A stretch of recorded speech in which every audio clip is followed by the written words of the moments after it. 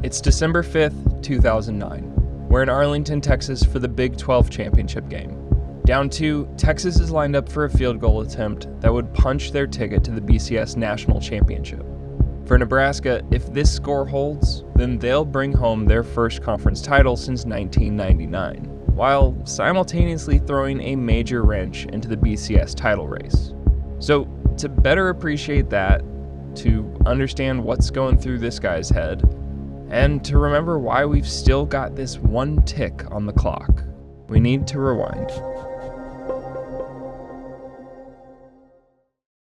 Right here, waiting patiently for the snap, Hunter Lawrence's kicking leg holds the weight of an entire college football program. And yet, this guy, who looks like he was just pulled from the trenches at the Somme, likely feels that weight even more.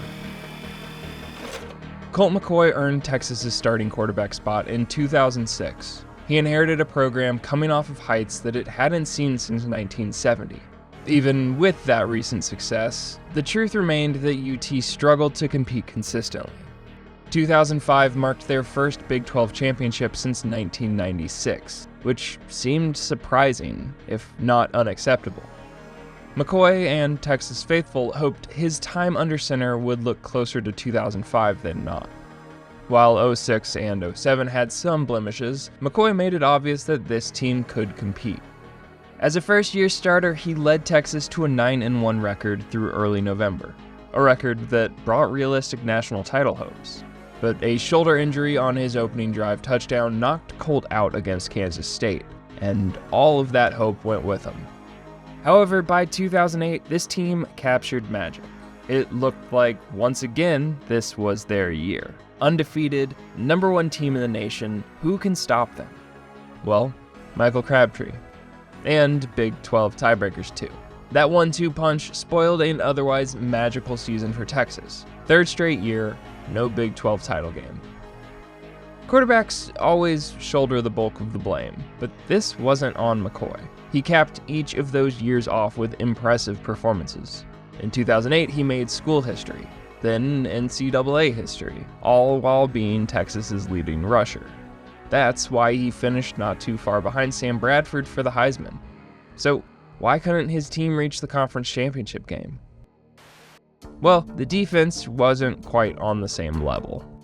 2008 was Will Muschamp's first year as defensive coordinator in Austin. And yes, they did lead the conference in fewest yards allowed, but that means a little less in the Big 12 than it would the SEC or Big 10. Texas's D was a young bunch, particularly in the secondary, which had blown up in their youthful face at the most inopportune time in Lubbock. This side of the ball needed to play better, more consistently for Texas to have a chance. Now, any improvement by the defense wouldn't really matter if this guy didn't come back for another year, but his return, plus higher expectations for a more experienced defense, sent hope skyrocketing in Austin once again. Once this 2009 season began, every phase of play from this team justified that hope. McCoy didn't miss a beat, leaning on his childhood buddy turned go-to receiver Jordan Shipley. Shipley also provided a spark on special teams, becoming one of the nation's most dangerous punt returners. And like their 2005 championship-winning squad, the defense shone, especially that once struggling secondary. Earl Thomas and Blake Gideon led the way at safety, and a year after the team corralled just 6 interceptions, this year that number has already ballooned to 21 in the 12 games before tonight, 8 of which went Thomas's way, including 2 pick sixes. When the offense had a down game, the defense was capable of picking them up. But down games were rare with McCoy in charge, and on Thanksgiving, he delivered what could have been his Heisman moment. 300 yards passing, 5 total touchdowns, plus a career-high 175 yards rushing. That launched Texas into the Big 12 championship game, a much-needed stamp on a year that has mirrored their ride from 4 seasons ago. McCoy's monster performance came nearly at the perfect time. Why, just nearly? Well, had he waited a week to deliver it, then maybe he wouldn't look like this on the sideline right now. So why is McCoy down so bad? What's the deal with this Nebraska team? And if anyone's gonna block this kick, who would it be? Well, the answer to all 3 questions is this guy. Ndamukong Suh. It's rare for a defensive lineman to be the face of a program, but Suh has become just that. Once a 4-star recruit out of Oregon, the nimble yet devastating tackle burst onto the scene in 2008. Suh was everywhere, even became pretty familiar with the end zone. There was nothing he couldn't do. And yet he decided to delay his pro career and return to Nebraska for a 5th season. Bo Pelini was a big reason why.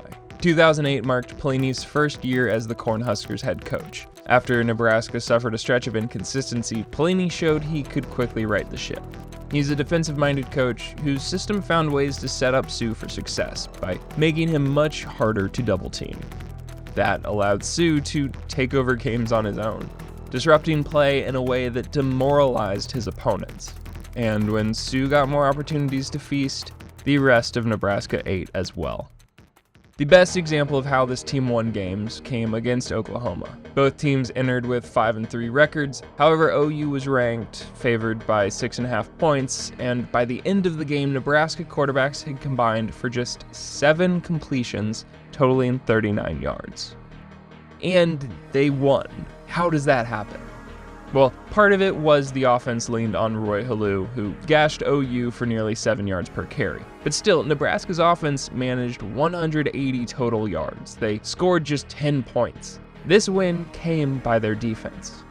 Oklahoma had to throw it 58 times in order to get 26 completions. Nebraska snagged 5 picks on the day. They stymied OU's run game, and at the end of the day, they held the Sooners to just 3 points. I mean, Suh single-handedly prevented more points right here. One of 3 field goal blocks he's already got this year. Ndamukong Suh and Nebraska's defense have just been on another level. Even without a complete offense, Nebraska played their way to the top of the Big 12 South, which means 2 things. First, they can obviously become conference champs for the first time since 1999. But second, and more impactful on the larger stage, Nebraska is playing for more than just themselves. Division I college football is dominated by these conferences, the Power 5. It's a pretty douchey nickname. One tier below them, you got the mid-majors. These are still D1, they're still competitive conferences, but they're comparatively smaller brands, which translates to less stacked rosters and weaker schedules. Since the BCS took control in 1998 and dictated who reigned supreme in college football, no mid-major has ever made it to the title game. However, this year, there are 2 schools with cases to be made. TCU and Boise State have already completed undefeated seasons. If Nebraska delivers Texas their first loss, the Horned Frogs and Broncos could be on the cusp of unprecedented glory. So the Cornhuskers have the power to shake things up pretty good, and tonight has looked like Nebraska's playing for the little guy. Both sides of this Husker squad did what you'd expect of them. On just the second play of the night, Nebraska's defense picked off McCoy in Texas territory. Their offense responded with an 8-play drive spanning an entire 13 yards, but capped off by a field goal. A lead's a lead, and Nebraska's defense could do a lot with just 3 points. They sent Texas sputtering. Repeated 3-and-outs, another interception. McCoy just never got comfortable. Suh had a lot to do with that. The only Longhorn points in the first half came after a pass interference set UT up inside Nebraska's 5, and McCoy punched it in. The Cornhusker defense repeatedly bailed out the offense in both halves. 3 Texas takeaways led to 0 Texas points. UT did sneak a field goal in after a short Nebraska punt, stretching their lead to 4, but as the fourth quarter flew by, the fireworks picked up. Nebraska's Niles Paul returned a punt all the way down to the Texas 10-yard line. The offense did nothing, but they still made this a 1-point game. On the ensuing kickoff, a knuckling line drive sent Marquise Goodwin stumbling, and as he hauled in the ball, Goodwin slipped, knee down at the 1-yard line. Terrible field position in mind, at this point in the second half, McCoy had himself punted the ball twice as many times as he'd completed passes. So, hope was minimal. First down, McCoy plunged headfirst for some breathing room. Second down, Suh broke through, spun training into the ground, and nearly gave Nebraska the lead right here. But instead, against all odds, on third down, McCoy found Shipley for 15.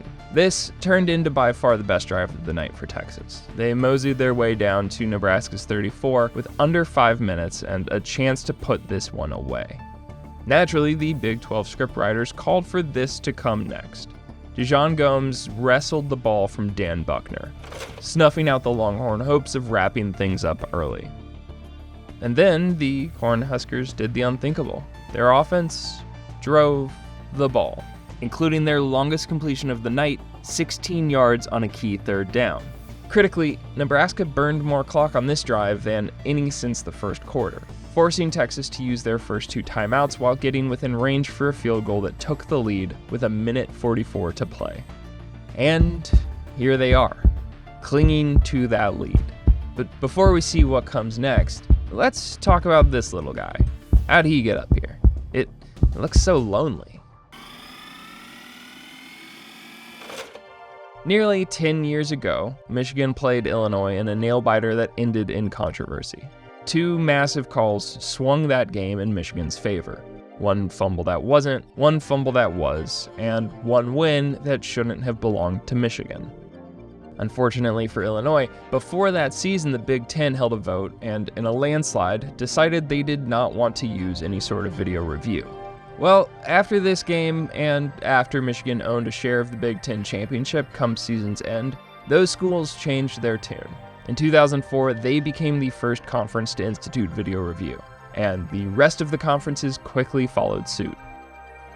So why does that matter tonight? Well, after Nebraska took the lead, they sailed the ensuing kickoff out of bounds. Texas ball at the 40, where McCoy immediately hit Shipley for 19 yards, plus an extra 15 for a horse collar tackle. Suddenly, with a minute 37 and 1 timeout, Texas was at Nebraska's 26, comfortably in field goal range. They didn't really need to do much, just not make a completely boneheaded decision. First down, McCoy lost a yard, but kept the clock running. Second down, he lost another 2, but again, clock was running. Already in field goal range, let's examine the scoreboard real quick.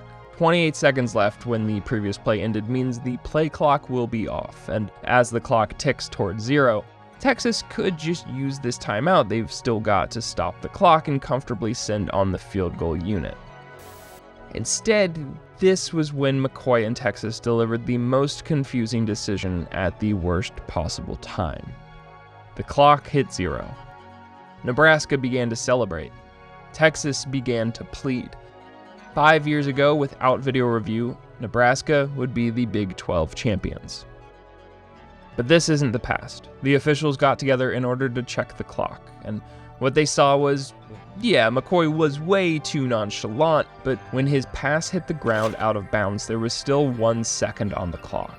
By rule, that 1 second was added back, and the bewilderment felt throughout Burnt Orange Nation was replaced by hope. Hope that Hunter Lawrence could end this right here and propel Texas back into the BCS National Championship. Hope that McCoy's incredible run at Texas wouldn't end with yet another blemish. And hope that this guy right here doesn't have any magic left in him on a night where he has been the most dominant version of his already dominant self. A block or a miss here would mean significant things for college football, and more importantly for Nebraska, it would mean that they are Big 12 champions. With so much packed into just a single second, welcome to a moment in history. For everything. Got it. Texas goes to Pasadena.